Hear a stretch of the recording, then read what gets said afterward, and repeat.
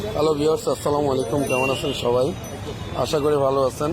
হঠাৎ করে গ্রামের জাম দেখতে পেলাম টাং রোডে। কাগু বিক্রি করতেছে। কত করে কাকা? 200 টাকা। কম নাই? আর একটু কমে রাখেন। ভাই কত করে নিচ্ছেন? 200 টাকায়। ভাইও 200 টাকা করে নিচ্ছে জাম। আমিও নেওয়ার চেষ্টা করতেছি, দেখি একটু কমে পাই কিনা টাটা থেকে। জামগুলো মিষ্টি আছে।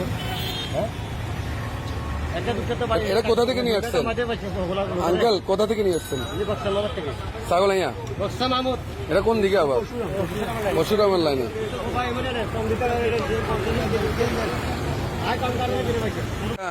এখান থেকে দেন। এখান থেকে সুন্দর দেখি দেন কাকা। হ্যাঁ, উপরে এগুলো দেন। 200 টাকা কর।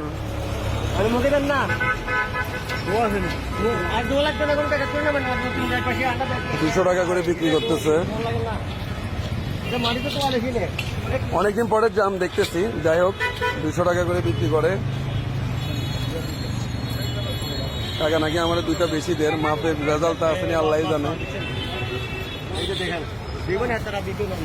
দিব না না? ঠিক আছে, কত দিব এখন? আমি কোথাও একটা পোস্টে দেখেছিলাম যে কথা এমন লেখা ছিল যে আজ তুমি যদি আমাকে বেঁধে রাখতে তাহলে তুমি আমার হতে।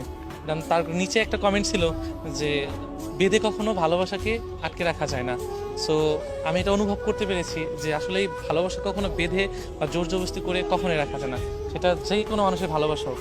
কারণ আপনি জোর জবরদস্তি করে হয়তো জায়গায় একটা মানুষকে আটকে রাখতে পারবেন, যখনই আপনি ভালোবাসা মানুষকে আটকে রাখতে যাবেন ওই মানুষটা যখন অন্য কারোর প্রতি আসক্ত থাকবে বা অন্য কারোর প্রতি টান থাকবে, তখন ওই মানুষটাকে আপনি হাজার চেষ্টা করেও ওই মানুষটাকে আপনি বেঁধে রাখতে পারবেন না।